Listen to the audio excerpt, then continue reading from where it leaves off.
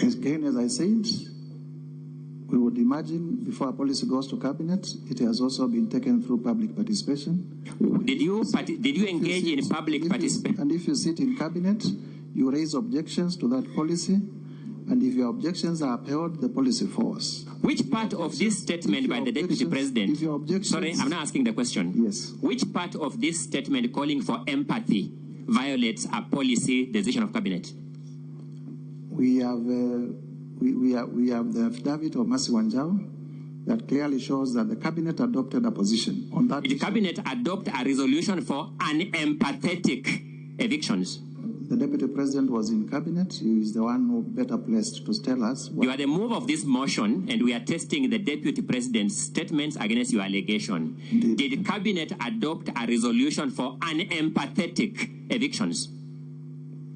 The cabinet adopted a resolution. Did the cabinet adopt a resolution for unempathetic evictions? Yes or no? A resolution for empathetic evictions. And the DP here is calling for empathetic evictions from what we have heard. So not true?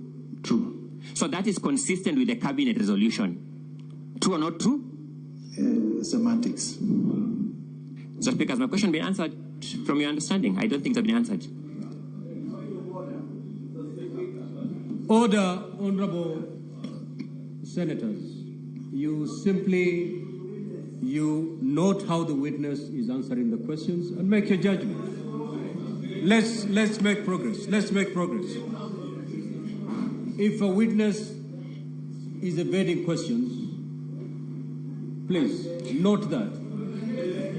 Proceed. Mr. Speaker, you are right in that ruling, save that he is doing this at the expense of my time and the Deputy President's time, and at the compromise of the Deputy President's right to a fair hearing, where he has to have adequate time, which means time managed economically. Proceed. Did the Cabinet approve unempathetic or empathetic evictions? Cabinet approved evictions in public interest. I'm asking a different question. Empathetic. Did the Deputy President call for empathy or lack of empathy? Empathy. Is that call by the Deputy President consistent or inconsistent with the Cabinet resolution? Inconsistent. Did Cabinet approve a resolution not to engage citizens in the demolitions? That I wouldn't know because I'm not a member of Cabinet. And yet you are saying that call by the Deputy President to engage citizens is part of the violation of the Cabinet resolution. In context.